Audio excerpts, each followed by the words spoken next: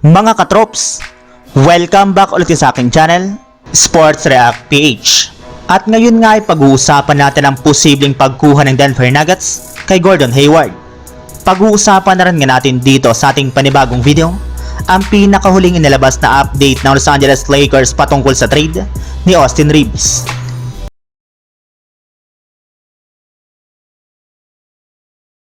Pagkatapos lamang nga po mga katrops na mabigo ang Denver Nuggets na madepensahan ang kanilang kampyonato ngayong season, ay pinaplano na nga po ng kanilang kupunan na gumawa ng isang malakihang move para mapalakas nilang muli ang kanilang lineup.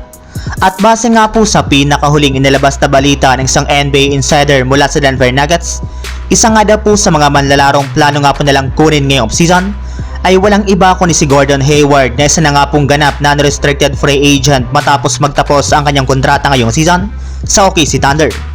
Mismong si Gordon Hayward na rin naman nga po nagsabi sa harap ng media na hindi nga daw po niya gusto ang ibinigay sa kanyang limitadong role ng OKC Thunder, kaya sigurado nga po na aalis at lilipat na ito ng ibang team ngayong offseason, kaya magiging oportunidad na nga po ito para sa Denver Nuggets na makuha si Gordon Hayward sa free agency. Samantala, puun na naman tayo sa ating sunod na pag-uusapan sa pinakahuling inilabas na update ng Los Angeles Lakers patungkol sa trade ni Austin Reaves.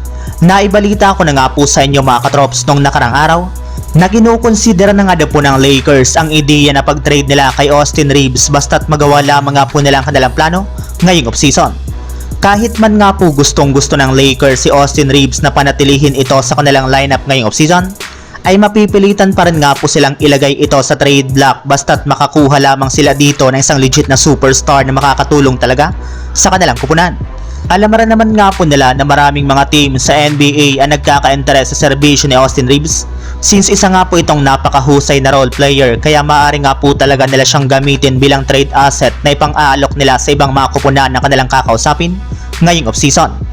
Kaya hindi na nga po kayo dapat pang magtaka kung kasali parati si Austin Reaves sa mga lumalabas na trade rumors sa Los Angeles Lakers.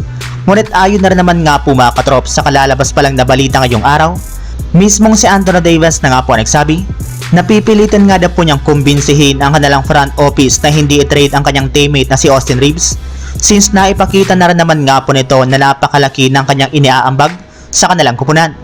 Kaya kung sakali man nga po mga katrops na magkaroon sila ng magandang kampanya next season, ay sigurado nga po na malaki ang maitutulong nito. So yun lang mga katrops, ang handog kong story ngayong araw. Sana nag-enjoy kayo, please like and subscribe my YouTube channel, Sports React PH, para sa iba pang story at update patungkol sa NBA. Kita-kits muli sa ating susunod na video.